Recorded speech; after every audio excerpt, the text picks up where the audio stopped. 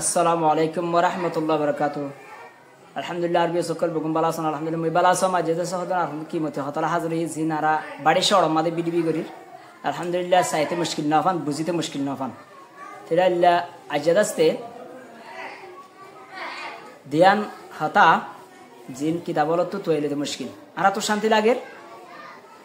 মানুষের তো ধ্যান মশলা থাকে একখান শান্তি আর একখান ফেরেশানি তাহলে শান্তি কেন কিভাবে আইব ফেরেশানি কেন কিভাবে দূর করবে চুপ কেন হই রে শান্তি গান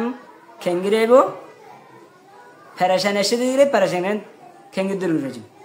তাহলে কিতাবল মাঝে দেখা দিয়ে দে কিমতি হতালার ভিতরে তাহলে আত্মশান্তি লাগা দিতে গেলে কাতারাচ্ছে মানে বেশি বেশি কোরআন শরীফের তেলাওয়াত করিবা অনর ভিতরে তামানিয়াত মানে শান্তি খুশি আয়াসি আ যাবে অনর যদি কোরআন তেলাওয়াত করে দিতে গেলে রমজান মাসের মধ্যে কোরআন শরীফ খতম দেওয়া হলে আর তো মুশকিল তাহলে অনর ভিতরে যখন পেরেশান আছে বাদু মানুষের তো ফোনা গিয়ে সদুর রাজ্য হতে 5 পারা 4 পারা 6 পারা পর্যন্ত দিন হতে বুক হতো লাগা হতে শান্তি আই দিয়া রোজাই রাখকে বেচারা বসেও ফুরিয়ে বাজে কোরআন শরীফ তাহলে আল্লাহর মধ্যে কি দেখা দিয়ে যখন মানুষ কোরআন শরীফ পড়ে দিল অনেক দূর শান্তি যাবে তাহলে প্যারেশান আলে কিন্তু দূর বুঝু বেশি বেশি দোয়া করছু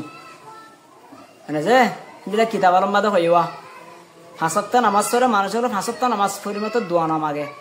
দোয়া মাগর নাম অনর ভিতরে নেজাতর কান জরিয়া বনে কিয়া হাদিসের মধ্যে আদ-দুআ সালাহুল মুমিন